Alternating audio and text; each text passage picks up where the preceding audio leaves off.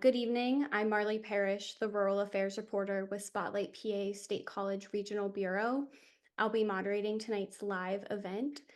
Thanks for spending your Thursday night with us. We're looking forward to talking about Pennsylvania's private water industry, how it's regulated, and how communities are affected when service is subpar. For those new to our programming, Spotlight PA is an independent, nonpartisan, nonprofit newsroom producing investigative and public service journalism about state government and urgent statewide issues. We can't do any of this work without you, our members, and those who support our efforts. You can learn more about us on our website, spotlightpa.org. And a few housekeeping items before we get started. Tonight's event will be recorded and posted on our website in the upcoming days for those unable to attend tonight. Thank you to everyone who submitted a question in advance. If you'd like to submit a question during the event, you can do so in the Q&A section. Should be located at the bottom of your screen, and we'll get to those towards the end, and we'll try to get to everyone. Tonight, we're going to talk about the Rock Spring Water Company, which is privately owned in Center County and has a history of leaks, sudden outages, and occasionally lengthy boil water notices. We'll also get into the state agencies responsible for oversight of private water providers, the process for rate increases, and options for when water service is subpar. And with that, I'm going to ask our panelists to introduce themselves. We'll get started with Patrick. Thanks, Marley. It's my pleasure to be here tonight with you and with the audience members. My name is Patrick Cicero. I have the pleasure of being Pennsylvania's consumer advocate, which means that I lead a small state agency called the Office of Consumer Advocate. Talk more about that here in a little bit, but I look forward to our panel together. Thank you. Elizabeth. I think that's me. Hi, everyone. It's a pleasure to be here, and thanks, Marley, for the invitation to be part of this panel. My name is Elizabeth Marks. I'm the Executive Director of the Pennsylvania Utility Law Project. We are a statewide legal services program housed within Regional Housing Legal Services, and we're a member of the statewide Pennsylvania Legal Aid Network. PULP's mission is pretty simple. It's to advance just and equitable access to affordable, safe utility services for Pennsylvanians experiencing poverty. So we work with very low-income households by empowering individuals and communities through direct representation, education, policy advocacy, and support services on a range of issues, including water access and affordability. So pleasure to be here. I'm sure we'll get more into the details of what we do here at PULP.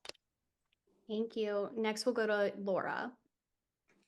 Thank you so much. I'm really grateful to be here this evening, and also very thankful that Spotlight PA is looking into this particular issue. My name is Laura Domini. I am a former Ferguson Township supervisor and current Rock Spring customer. Thank you. And Rick. Hi, Marley. Thanks for having me tonight, and thanks to Spotlight PA for inviting us to participate. My name is Rick Hall, and handle external affairs and other duties for the National Association of Water Companies. We're a trade association representing regulated private water and wastewater providers around the country. Pennsylvania is one of our largest states. Our members own and operate about 10% of the systems in Pennsylvania, but serve about 30% of the population. I've spent about 20 years in the utility sector, including long stints at the Pennsylvania Public Utility Commission as former chief counsel and chief of staff to the chairman of the commission, as also chief counsel to the Senate Majority Leader. Thank you. And to kick it off, this question will go to you, Laura. Could you briefly describe what it's like to be a Rock Spring customer? And then could you walk us through your thinking behind the role you thought Ferguson Township could play in finding, or at least helping facilitate conversations about a solution to the problems experienced by customers in this area? I will take a stab at that. It is a unique experience, I thought anyway, when I first began as a customer of Rock Spring Water Company approximately 15 years ago. less than a year in our home, we had experienced a boil water notice. When we experienced that, I began looking into the conditions that were driving that, learned about repeated violations that the company had in reporting and various other things. And it began thus far 15-year journey of you captured it, frequent outages, unexpected outages, lack of communication, boil water situations, sometimes notices not received in a timely manner or at all for residents. I think that probably captures the majority of it. The role that I saw the township play, I believe, was your other question for me, Marley. There were multiple things that the township could do and did do. One thing that we did during my term of service was to initiate an emergency drinking water response plan that had not been in place prior to that. We were very thankful to have gotten that in writing, because no sooner did we get it in writing, we experienced a very lengthy outage where we put it into action, but then that boil water notice was lifted, and so we could downgrade that. We funded 2 condition reports. That was very significant. The first condition report that was funded, I believe, was by the State College Borough Water Authority.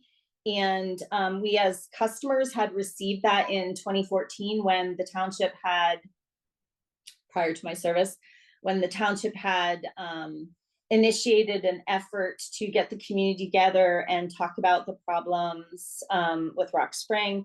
I believe that was, I'm not sure if that was initiated by them learning that our fire hydrants were not sufficient. So that was the first condition report that was handed out to the residents. That was in 2008. Even then, they knew that there was very bad problems. So as a supervisor and a board during my tenure, we had 2 other condition reports done so that we could be shovel ready for project funding if we could attain that.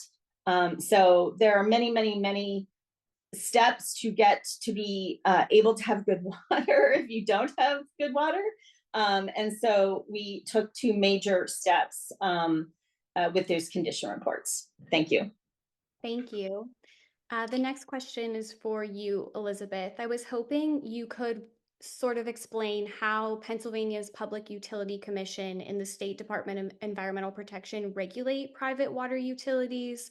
And then do either of these agencies have any kind of oversight over municipal water authorities? And if not, who could people look to if they are experiencing issues or just want to look into their provider if it's a municipal authority as far as oversight? Okay, big questions, and I'll try to lay this out. Private water utilities, as well as, I have to say, the Pittsburgh Water and Sewer Authority, which is the one publicly owned water authority that is within the jurisdiction of the Public Utility Commission. But that group of water companies is all regulated by the Public Utility Commission in terms of the rates that they charge, in terms of the billing, collection, and termination standards. So when a utility that is regulated by the Public Utility Commission wants to start a program that might cost money or wants to raise rates in order to cover the cost of operating plus their return on equity. The commission, the Public Utility Commission, regulates all of that. And so there is, established public input processes for some of these things, but you need to know where to watch in order to know when those proceedings are happening. If you run into trouble paying your bill, you can contact, if the utility isn't working with you to get a payment arrangement, you can contact the Public Utility Commission, get that kind of assistance. There is a whole body of law that is built out on how people connect and maintain public utility service, as in the privately owned utilities, or again, that exception for the municipal authority under the PUC's jurisdiction. Then there's the Department of Environmental Protection, and they would regulate the water quality. And so that's going to be, they don't see private, public, they just see water, and they want to make sure that we're drinking safe water. So things like lead levels in our water, the PFAS and PFOAs that we're hearing so much about in terms of forever chemicals and removing those from the water. That is all within the purview of the Department of Environmental Protection and the Environmental Protection Agency at the federal level, who sets standards. So that's kind of where you get the different regulation. And then in terms of municipal authorities, they aren't regulated by the Public Utility Commission, so the same laws don't apply, but that is a little different from no laws applying, right? We do in Pennsylvania have some laws that apply, like the Water Services Act, which does govern how private water utilities interact with public wastewater utilities, for instance. And it gets very complicated, so I'm sure we'll work through some of those questions and thorny details through the course of the panel. But it's important to know that while there is not the detailed regulations, so a municipal authority is regulated by their own municipality to the extent the law allows that. And so setting things like how long they have to give you for notice for a termination.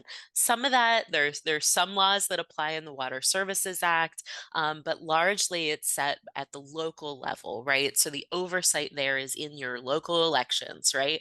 Your local officials, folks like Laura, who used to be on the supervisor over township, that at that level, that's where your local municipal authorities would get most of their regulation. So I hope that answers it. I'm sure some of the other panelists could fill in some of the other details, because it does get, pretty detailed pretty quick. We'll definitely get into some of the specifics later on. So thank you for that overview. The next question is for Patrick. When consumers might be having an issue with their water utility provider, what options exist for them, and what does your office do to advocate on their behalf? Thanks, Marley, for the question. So again, I lead the Office of Consumer Advocate. We are a state agency that has been around since 1976 or so, and has the statutory goal, the mission kind of given to us from the General Assembly to be the voice of consumers before the Public Utility Commission. So when any regulated water, wastewater, electric, natural gas utility, even telephone service, traditional landline telephone service comes before the commission, our office is involved in those proceedings, particularly if it's a rate case or a rate proceeding for there to be a rate increase. But it's not just those cases. There's a whole bunch of other policy dockets, energy acquisition dockets.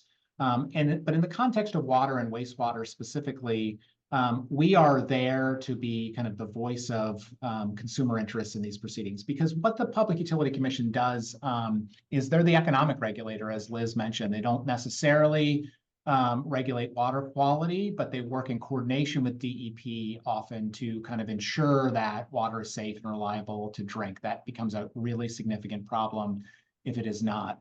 And I think one of the things that it's really important to mention is we have all kinds of water and wastewater systems in Pennsylvania. So not only municipally owned and municipal authority owned, we have a mix of those. We have big and small. You have some big investor-owned water and wastewater utilities that have hundreds of thousands of customers, and then you have a water company like Rock Spring that has less than 500. And those are vastly different enterprises in terms of the level of resources and sophistication that are available.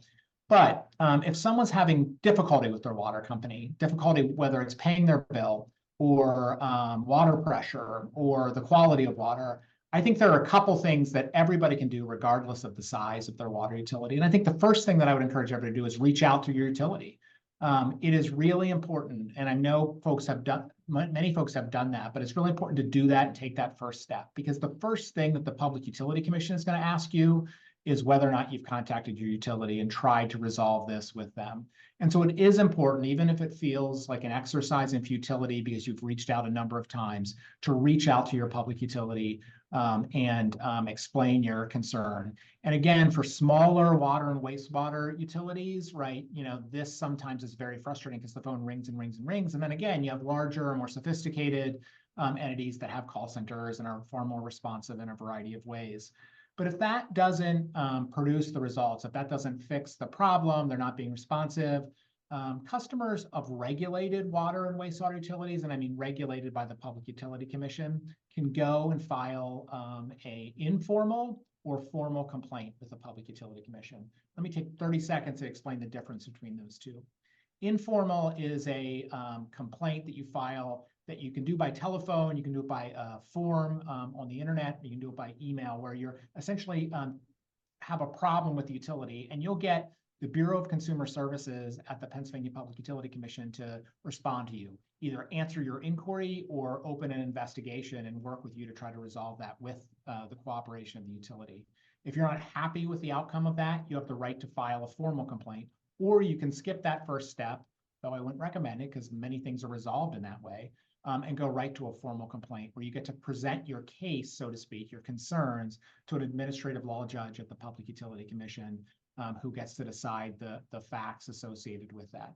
Now, there are lots of limitations on what can and cannot be brought into that, lots of concerns. We can talk about any of that. The last thing I would say consumers to do is please reach out to our office. Our office, the Office of Consumer Advocate, does have a call center where we answer lots of questions. We help people navigate, kind of their rights and responsibilities, and can explain what it is that you're able to do. So those are the three kind of suggestions that I have. Please reach out to your utility.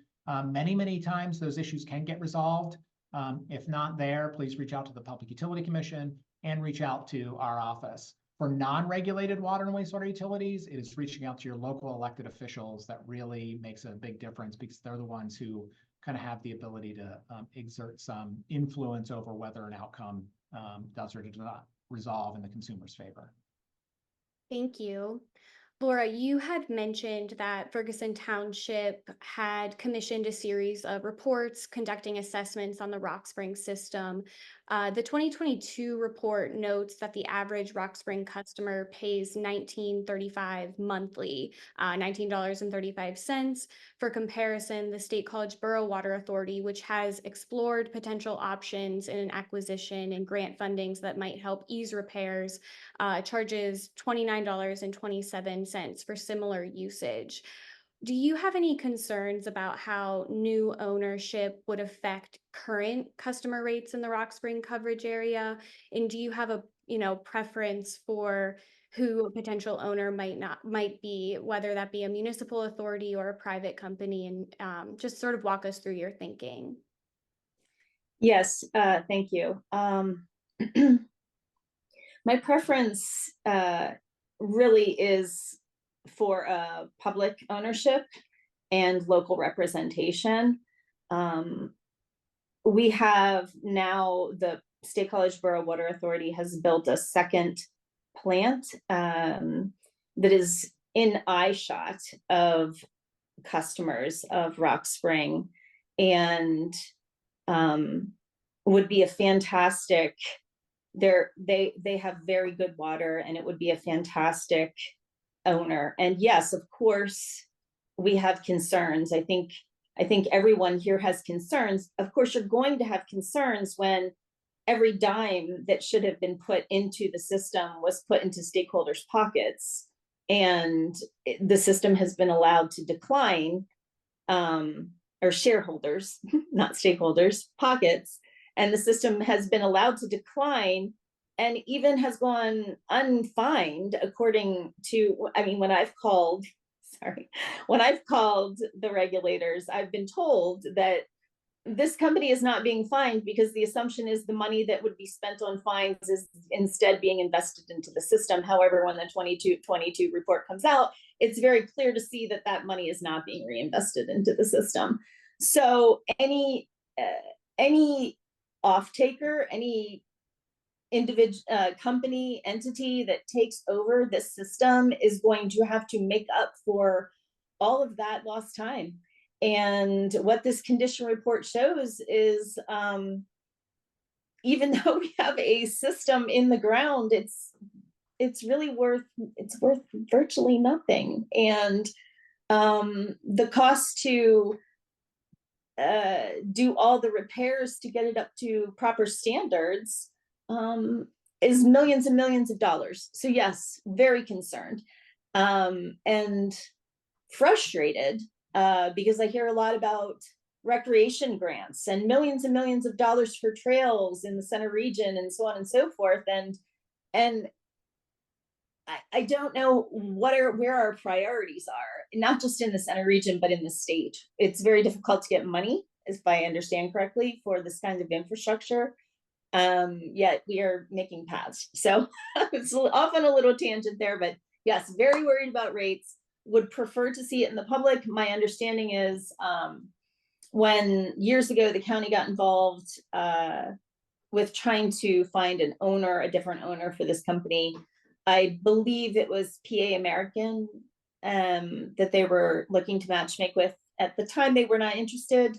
But if I understand correctly, the CEO makes millions and millions of dollars. So for me, that's a concern. If a water company CEO is making that many millions of dollars, are rates going to stay low? My understanding from your previous article is that the trend is when private ownership comes in, the rates are high. So, you know, that's my solution is local ownership. We now have the Borough Water Authority right next door, and it seems like an easy fix. Easy in the world of local elected politics. It seems like it should be an easy fix. Yes. Thank you. This question is for you, Elizabeth, but if any other panelists want to chime in, due to years of neglect, the Rock Spring system has fallen into disrepair. But as has been discussed and reported on and noted in those assessment reports, making these improvements requires a significant investment. And I wanted to ask who pays for this? Is anyone monitoring system investments over time? And is there a way to balance improvements to a water system while keeping rate increases reasonable over time? Another big question. This is a really important panel. And what I'll say is, yes, there is public funding available. In fact, there's a lot of public funding available through the Infrastructure Investment and Jobs Act that was passed a couple of years ago. A lot of that is for publicly owned systems, meaning lower financing rates for municipal authorities to be able to get public financing to support the upgrades. But it is a really significant problem of making that balance, right? We spent several years in litigation with the Pittsburgh Water and Sewer Authority. As folks may remember, around the same time that Flint, Michigan had, a lead crisis, so did Pittsburgh. And that was due to a change in the corrosion treatment that caused a really big lead crisis in that area. And we had to figure out how to make sure that Pittsburgh residents wouldn't be priced out of water, that we would address the huge infrastructure and lead crisis that was facing us. And at this point, we are emerging to do that. There's a number of different tools you can do as what rates raise. What I'll say, a couple of things. One, it's, to hear where the municipal water rates are right now, and then to know where the public utility rates are for privately owned water is night and day. We have folks in, small apartments that are paying hundreds of dollars a month, folks facing water and wastewater burdens that are exceeding 10 and 15% of their combined household income. It's very high, right? And so some of the strategies are making sure that as rates raise, that there are access to comprehensive rate assistance for those who just can't afford it. That should include both, hardship fund grants for people just facing a temporary hardship, but also ongoing rate assistance, right? If you need to raise rates, it's not going to impact all families the same way. And you have to do so in a reasonable way, because water is not something that you can price someone out of the market for. It's one thing to raise rates on, higher end organic foods, or right. But when the cost of water, the most essential thing, is the only utility, and sometimes the utility commission likes to say it's the only utility that we actually ingest, right? It is so essential to life. You cannot live in your home if your water is terminated.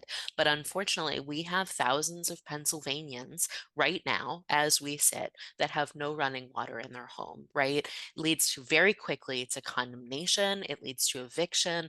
And more we're seeing research where utility insecurity, the inability to keep up with those bills, is one of the biggest indicators of first-time homelessness, right? And so big consequences, not just to the family, but also to the community. It costs a lot more for a community to support, unhoused folks than it does to provide rate assistance. So that's one of the balances that has to be considered as we move forward to grapple with really real challenges in infrastructure, right? We have to have clean water. And we talk with our clients all the time. They want clean water, right? They don't want dirty water, even if they are low income.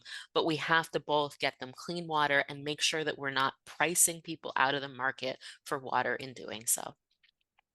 Thank you. Rick, did you have something to add? Yes, thanks, Marley. And Elizabeth made a great point that it is very much a balancing act. It's a great point. And there is a significant amount of infrastructure dollars available as a result of the bipartisan infrastructure law a few years ago. However, EPA just earlier this year released its new needs assessment forecasting the need for the next 20 years for the country. For the country, it's over $600 billion needed for drinking water infrastructure. The Pennsylvania number alone is $24 billion. So $24 billion needs to be invested in the next 20 years just to maintain current levels of service. That does not account for significant costs for PFAS, for lead and service line replacement, things like that.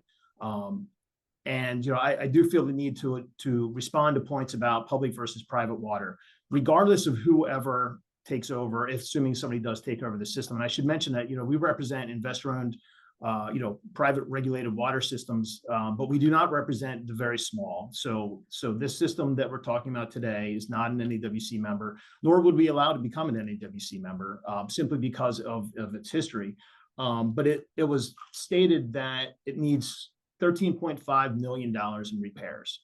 That's $27,000 per household served. That's an unfathomable amount of money when you factor in usually these investments are financed over 30 years. If you assume carrying costs of 5 to 6%, let's assume 5%, that's $73,000 per household, or about $145 a month. So we go from having a system that has current $20 rates to a system that has $165 rates going forward. That's untenable.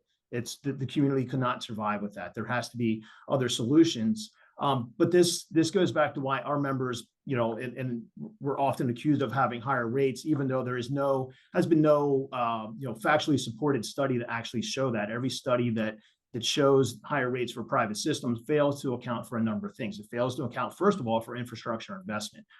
It's a lot less expensive to change the oil in your car than it is to not change the oil in your car and replace your engine 2-3 years down the road. or even less. And that's the philosophy that our members take for investing in their water systems. It's slow, it's gradual investment. And yes, that does often lead to rate increases, but those rate increases are regulated by the State Utility Commission. It's an open process. Patrick participates in every single one of those rate cases, fighting for the consumers of Pennsylvania. And ultimately, we often hear of this profit, and it's the profit that is blamed for the higher rates. The fact of the matter is, the most recent rate case for water that was decided by the State Utility Commission just 2 weeks ago awarded let's call it 9.5% return on equity. So what does that mean? So that means that every dollar that Pennsylvania American Water invests of their own, they are allowed to earn up to a 9.5%. That does not mean that they actually do earn that. And also you have to remember that these systems are financed by a mix of debt versus equity. So it's some shareholder dollars, it's some debt. So ultimately what that means is 4 to 5 cents on every bill for every dollar spent is actually considered profit. And then you actually have to take into account that the quote unquote profit generated by these systems is often less than the amount of money that these systems invest in their own to repair their infrastructure every year. Our members contribute over $1 billion to the Pennsylvania economy every year. $800 million of that is infrastructure investments to maintain their systems so that we do not have the exact same situation that the poor folks who are served by South Rock have. Thank you. I wanted to ask, does anyone else have anything they want to add or respond? Yeah, I have lots to think about and add and respond. And, I think the reality is that there is this balance that has to be happen between water quality, reliability, and a well-run system. And systems that are charging $20 a month and have 444 customers, that's probably not going to be enough capital to have a well-run system. But at the same time, the largest water and wastewater utilities in Pennsylvania, if you get your water and wastewater from those companies, you are paying more every month than you pay for electricity and natural gas combined, right? So there's a big delta between those two, right? You're paying, somewhere in a neighborhood of, for average usage, right, upwards of $200 a month for water and wastewater combined from the large water and wastewater utilities. And that's if you have, 3,000 gallons worth of usage, 3,600 gallons worth of usage a month. And so there is a lot of money at stake here. And for households who are caught in the middle of this, it really gets confusing really quickly. My office is not anti-privatization. I think the investor-owned water utilities, do a very, very good job in a lot of ways, particularly providing safe and reliable service. But the question is at what cost, right? And so there is this balance, and there's public money available. And the difference is not Rock Spring versus Pennsylvania American, right? There are very, very well-run municipal systems that do an excellent job, and I would say the vast majority of those systems are well-run and do an excellent job. And so I want to be careful that we're not painting false dichotomies between, a Rock Spring and a Pennsylvania American Water in terms of it's one or the other, because there's a vast middle ground. And State College Borough is a prime example of that. They do an excellent job of running their system, and have pretty reasonable rates to boot. If I can, Marley, I just want to jump in with a couple of numbers, because we've been throwing a few numbers out there that, and I think, while we were talking, and we also intervene in a lot of rate cases, including the most recent large water utility cases that Rick was mentioning, that being the Pennsylvania American Water case that was just decided by the Public Utility Commission. We intervene on behalf of low-income consumers. So we really do a very broad analysis looking at what is the distributional breakdown of water and wastewater burdens for households at different levels of the poverty level. And you mentioned that I think State College was somewhere around $29 a month right now. Just to give you some context, at the rates before the rate increase was just approved. A household of three, just, using a kind of middle of the road household of three, using 3,000 gallons of water would have a $65.82 a month bill at the rates before the rate increase was just approved.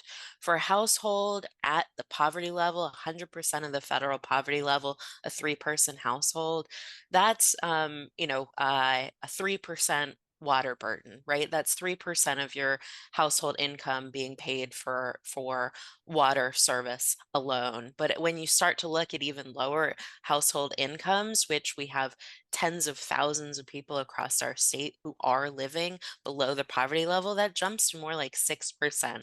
And that's before you add wastewater costs on, right? So right there, we're talking about before any rate increase was just approved, the difference between a $30 a month and almost $70 a month bill for the same household. That's a big difference. We've got a lot of folks reliant on Social Security income that is not increasing at that rate. And so I do agree it's a balance. And what I also just want to briefly say is PULP for a very long time, the Utility Law Project did not get involved or speak up about the acquisitions that are happening, private water, and didn't take a position on it until we started to see the extreme rate impacts that it was having on low-income families, right?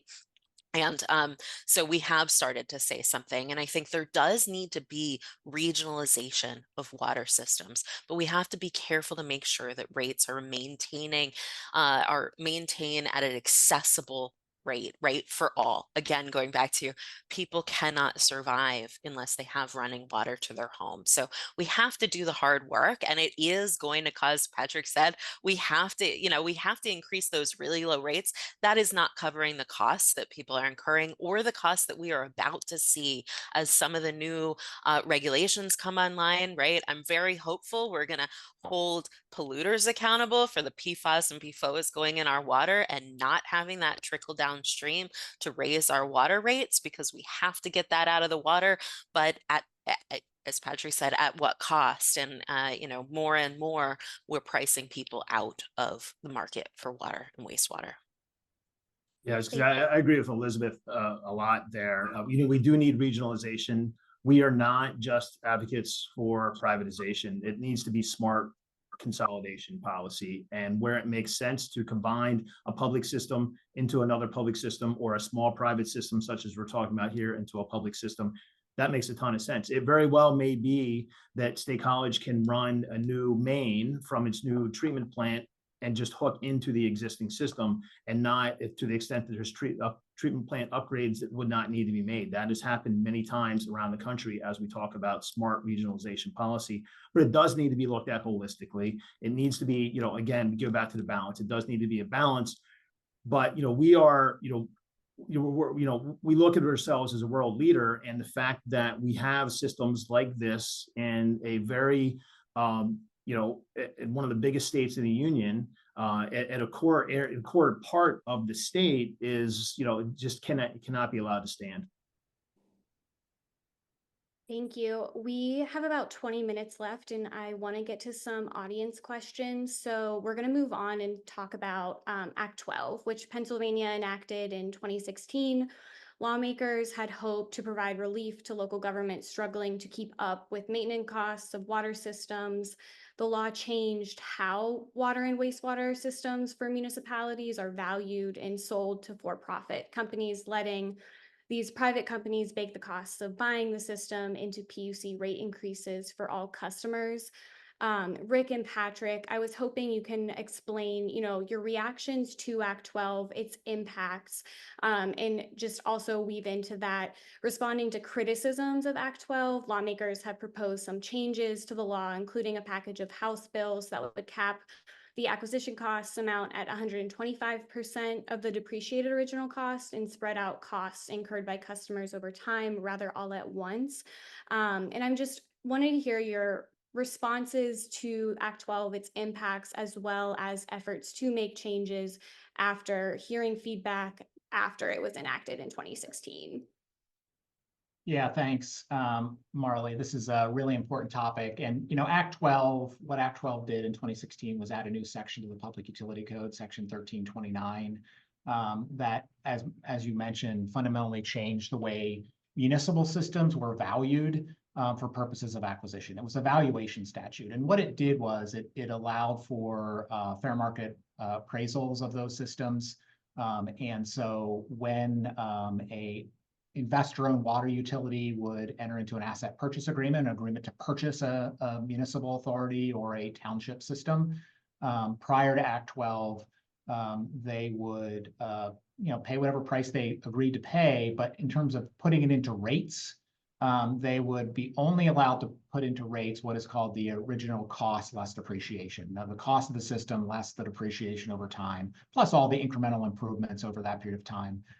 And if it was a troubled system, there were mechanisms under the Public Utility Code to get an acquisition adjustment if they paid more than that. We thought that was actually a really good system because what it did was it did not discourage consolidation and privatization. It actually encouraged the consolidation of troubled systems to allow that acquisition adjustment so that they would get more money into rates. And then when it was owned by the investor and utility, obviously all incremental improvements thereafter would be at the investor and utility's cost of capital, and they would get a return on equity on that.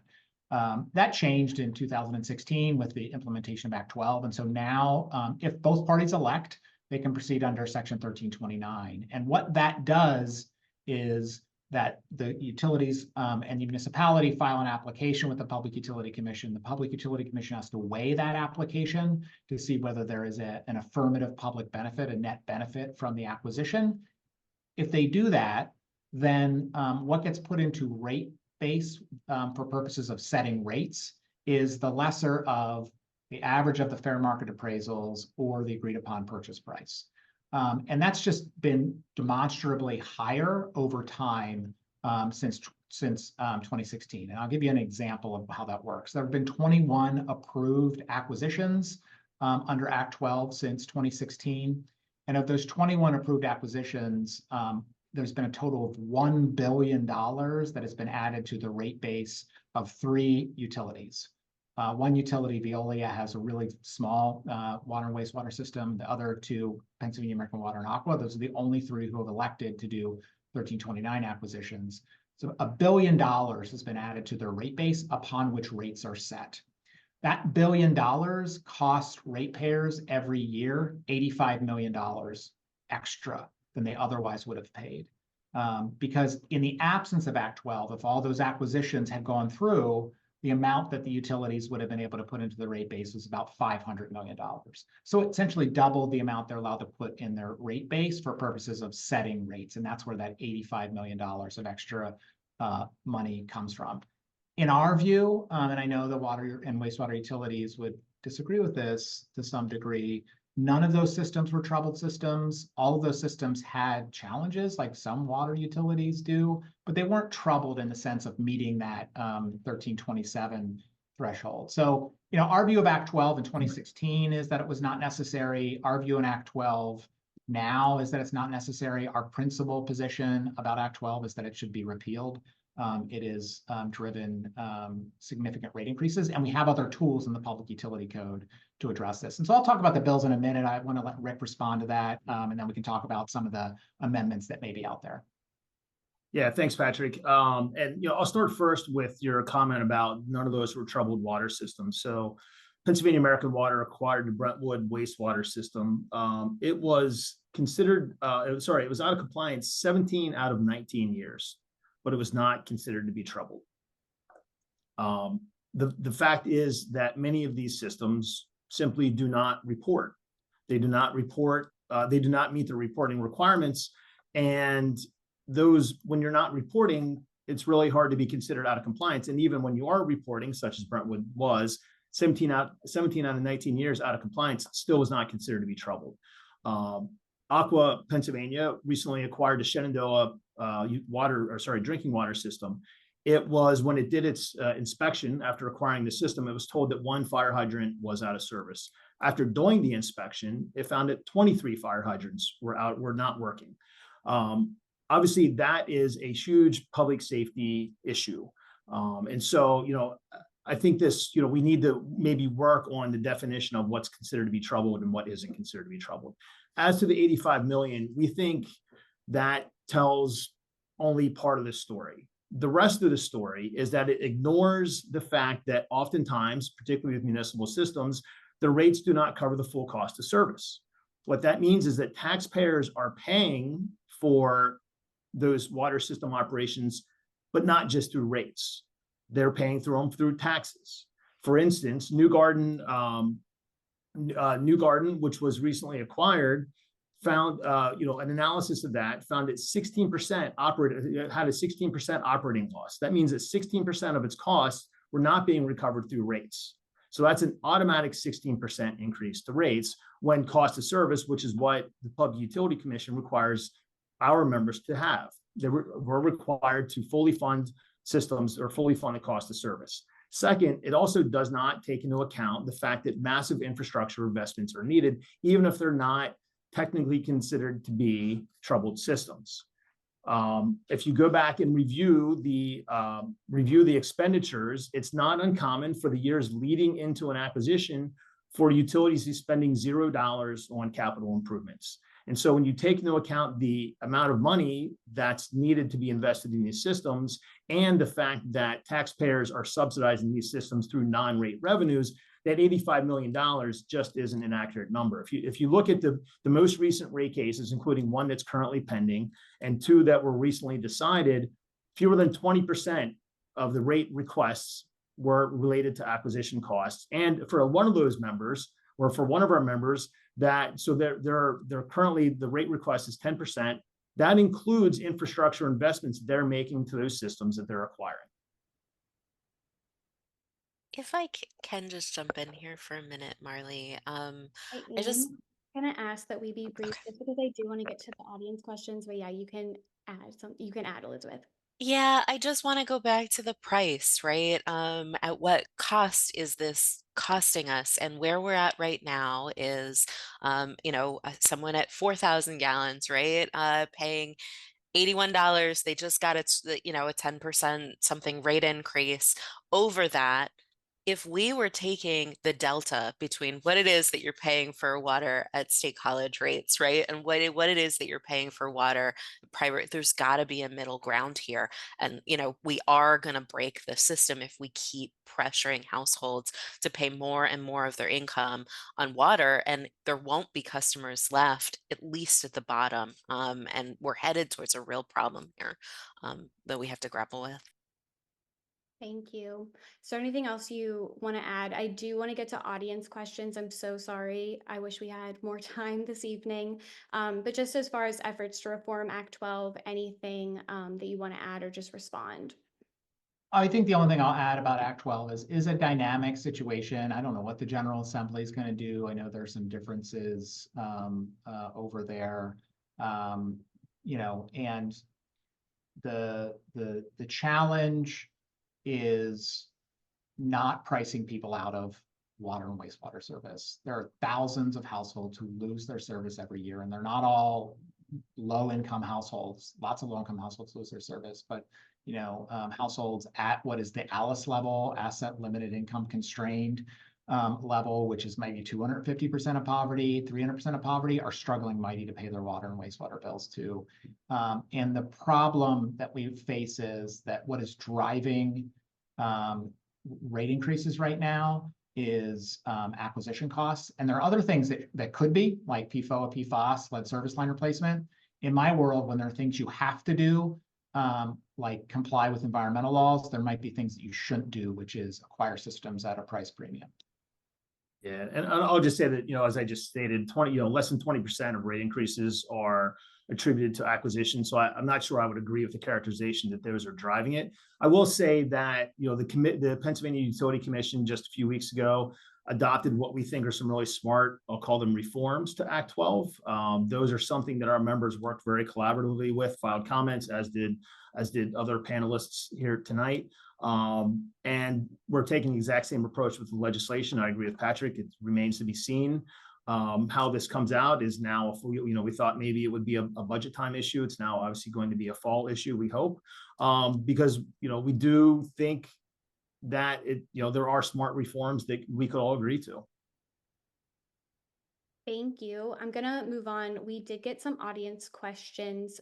Jess S. asks, are regional elected officials up to date on the privatization of water companies across the Commonwealth?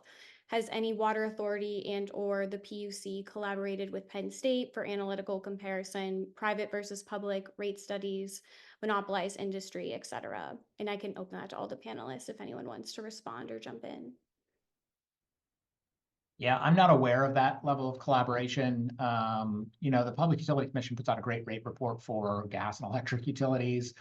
They don't have a comparable rate report for water and wastewater utilities. I think that'd be an excellent idea because it would add great transparency. And then you would have to get the comparable position on this from the vast collection of other systems. And that's the challenge, right? So you might have to get an academic institution or another institution to do this. So it will be a great point. I think it would be a fair look at this. One of the suggestions that I've had for the General Assembly is to actually have the Legislative Budget and Finance Committee look at this, to do a study about rates and that. I think that would be a kind of a fair look under the hood, so to speak. So I think there are trusted institutional actors out there who could do this without a particular stake in the game, so to speak. And I think it would be very helpful for the dialogue. Yeah, I completely agree with that. And the trouble is that, 57%, so we have about 1,800 community water systems in the state. 57% or, thereabouts serve fewer than 500 customers. And so exactly the type of system that led to this forum tonight. And it's really hard to collect data. A lot of times they have one, maybe 2 employees, 3 employees. And if they're municipal entities, a lot of times those same employees are driving the snowplow too. So it's just really hard to collect data. I agree completely that any sort of study like that by an impartial institution would be very welcome.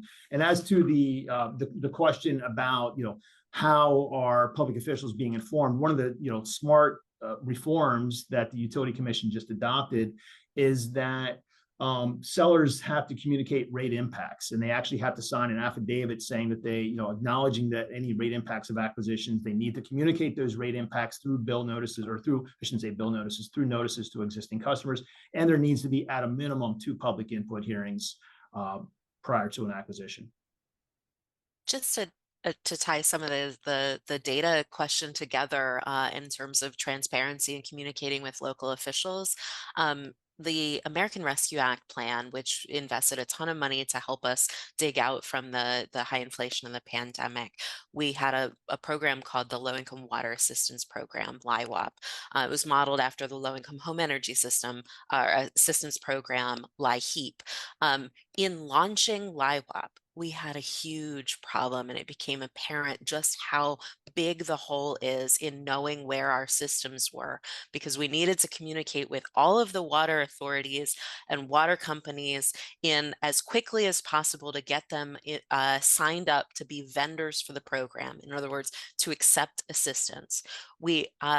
For the first time, I realized there was not even a centralized place where all of the contact information for all of the water and wastewater authorities and companies across the state lived. That didn't exist at DEP. It didn't exist at the PUC. We do not still to this day have it. Now, we did a yeoman's job with the Department of Human Services. Pulp assisted in this to get as many of those water authorities identified and signed up for this program, but we still only hit about 800 of them, right? When there are well over 2,000. So that data transparency hole is a big issue, and we could start with the regulated public or private private water authorities, which are not even reporting right now consistently to the Public Utility Commission on many of the data points, such as arrearage levels, termination rates, the kind of information that is currently reported by all the electric and gas companies in the state. We do not have those basic standards in place for the private water authority or water companies, and we really need to start somewhere, and that's a good place to start. Yeah, and it's really a microcosm. I'm fond of saying there's not a single issue facing the water sector that is not made worse by how fragmented it is. You know, you heard the stats for Pennsylvania. It's the same is true around the country. It's, you know, there's 50,000 approximately drinking water systems, about 16,000 wastewater systems. Juxtapose that against about 3,300 electric utilities. And when you're trying to deal with that vast number of systems, many of whom, you know, don't have updated contact information or you know, do not have regular contact with the state, it becomes almost impossible. And despite that, you know, Pennsylvania did do a great job. Pennsylvania is one of the first 2 or 3 states to close its LIWAT program because unfortunately the funding that it received was exhausted. And so that just goes to show you that there is a massive need out there. We're working very collaboratively with our friends in the public sector and friends in the representing rural water, you know, trying to expand low-income home water assistance program and you know, get additional funding from Congress on that. But yeah, that's exactly right. Thank you. Mark K asked, and I think we've touched on this throughout the panel, asks, is it more customer friendly from a service and rate perspective if a private water company is taken over by the local government or acquired by another private company? Probably depends who you ask and who the companies are, right? Like everything else. Like, you know, there's a lot that, you know, the thing about entities that are regulated by the Public Utility Commission is if you don't like what they're doing and they're being non-responsive, you have a place to go. Now, there are limits. I mean, Rock Spring is a prime example. I mean, like the ability of the commission to do something about that really should require something like a 529 receivership petition, but that requires, you know, a whole lot of effort kind of institutionally, right? But you know, the advantage of the Public Utility Commission is that you have a place to go if you don't like the service you're getting. So there are really good private companies. There's really good public systems that are very responsive. But you know, there are standards under the Public Utility Code for things like payment arrangements and security deposit requirements and those sorts of things, medical certificate protections for medically vulnerable households that individuals who get service from a regulated water and wastewater utility have the benefit of, that if you aren't regulated by water and wastewater, by the Public Utility Commission, then you are at the kind of whim of the local government or the municipal authority. Yeah, there's definitely no one size fits all approach to this, and it really depends on each individual water system and who the potential acquirers are and what makes the most sense for the local community. Thank you. I want to end on a question for you, Laura. As someone who is currently still living in the Rock Spring coverage area, and you try to facilitate discussions and work to address this issue as a township supervisor, what advice, if any, do you have for your neighbors who are also going through these issues and are experiencing the same things? Advice? I'm not sure if I have advice for them. I think that I have concern because I have an idea that folks don't know how bad our system condition is. And because of that, there's not a lot of political pressure being put on our elected officials to take action, even though there's a solution right down the road. And I'm sure here locally, if we keep our solution local, the discussion on rates it will be something that we're not going to be putting people out of their homes. So I think that I really want to encourage people to really learn about the condition of the system that we're being served by, because I think we really focus on the inconveniences of having the water cut off when you're showering, or not being able to do your wash, or the dishwasher stopping, or holiday plans being interfered with, and thing. But I don't know how many of us have really thought about, what about catastrophic failure though? Who's going to be there on the other end of the phone that's going to be solving our problems? Because the way that we developed was in farmers fields and on land that farmers did not want to farm, and our lots are not large enough to hold wells. And so if our water system is defunct, one that has not been reinvested in for 50 years plus, 70 years plus, you know, who is going to rescue us? And then the other thing is, I just appreciate the expertise so much that I heard tonight. But there is this huge gulf between the lived experience of being a customer and hearing the words that you're saying. And I don't know how to put it into words, but it's like, it's just insurmountable, even though it seems like there's this patchwork of potential.